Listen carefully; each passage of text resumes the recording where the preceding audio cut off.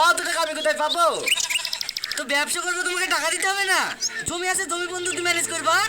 হ্যাঁ, ওই লোরের ছেলে ভুলভাল দেখতে কাপড়ের দোকান দিয়েছিল, শেষ পর্যন্ত জমিগুলো সব বিক্রি করতে হইলো।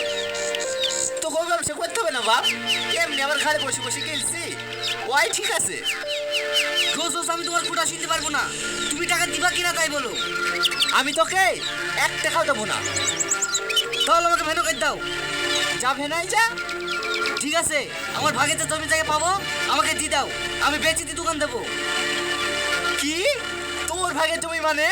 রক্ত পানি করা জমি, 1 ছটাক দেবো না। দিব না তো ছেলে জন্ম দিছ কেনে? বাবু তুই একটু চুপ কর, আমি দেখছি। হ্যাঁ, তুমি সে ছোটবেলা থেকে দেখছো, নিজের স্বামীকে চুপ করতে পারবে না, আর আমাকে চুপ করতে আসবে। আমি মাঠে কাজ করতে পারি না, তোমরা জানো না? একটু তুমি বন্ধু দিয়ে টাকা দিলে কি হবে? ওগো, ছেলে যা বলছে তাই করো না। আমাদের তো একটাই ছেলে, আমরা মরে গেলে তো সব ওরই থাকবে। মরে গেলে যা খুশি তাই করুক, ফ্যাক্টরি করুক, দোকান করুক, ও আমি দেখতে আসবো না। কিন্তু আমি বেঁচে থাকতে 1 ছটাক জমি ওকে দেবো না। মরে গেলে তো দিবি, তোকে মেরে ফেলবো। মানুষের বাচ্চা, তোর এত বড় সাহস, তুই তোর বাপের গায়ে হাত তুলছিস।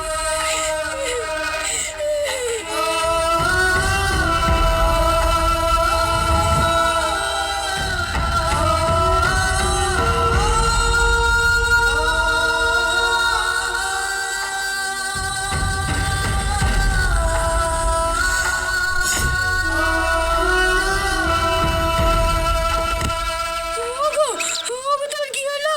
ওগো, কথা বলছো না কেন? ওগো তোমার কি হলো? ওগো। আব্বা, আব্বা, আব্বা, আব্বা।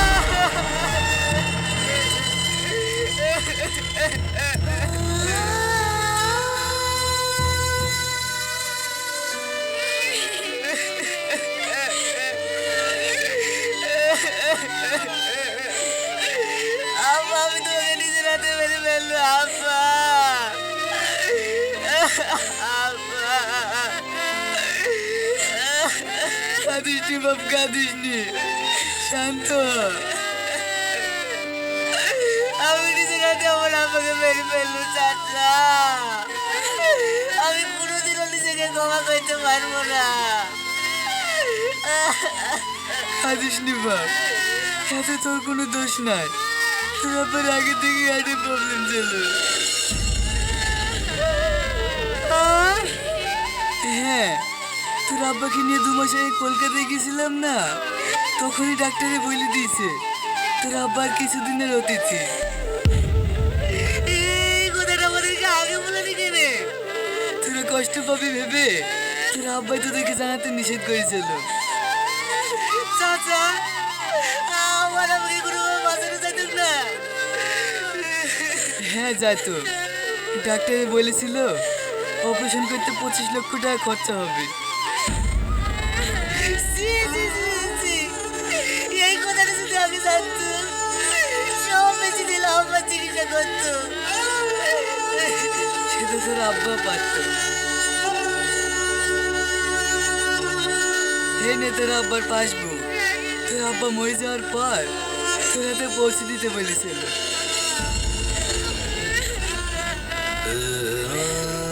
আমার আব্বার ব্যাংকে 30 লক্ষ টাকা আছে।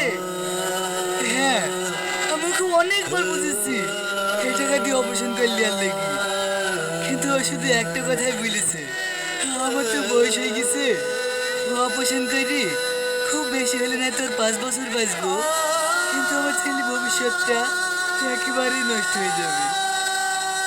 তাই শুধু তোর কথা ভেবে তোর আব্বা চিকিৎসা করাইনি।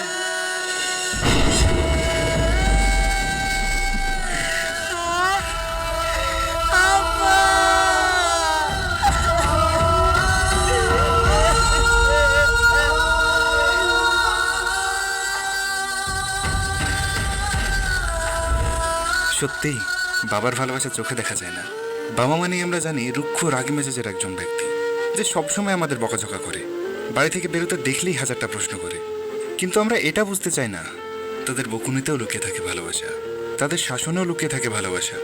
তারা কখনো মুখ ফুটে বলে না তারা সন্তানকে কতটা ভালোবাসে, তাই হয়তো আমরা তাদের ভালোবাসা বুঝতে পারি না। বাবা মানেই শাসনের সুরক্ষিত চাদরে সন্তানকে জড়িয়ে রাখা। বাবা মানেই আত্মত্যাগ। যে সন্তানের জন্য পৃথিবীর সমস্ত কিছু ত্যাগ করতে পারে সে একজন বাবা। তাই বাবাকে একবার হলেও জড়িয়ে ধরে বলুন, বাবা আমি তোমাকে ভালোবাসি। ভালো থাকুন, সুস্থ থাকুন। আর এই ভিডিওটা ভালো লাগলে আপনাদেরকে আরো ভালো ভালো ভিডিও উপহার দেওয়ার জন্য একটা লাইক দিয়ে আমাদেরকে উৎসাহিত করুন।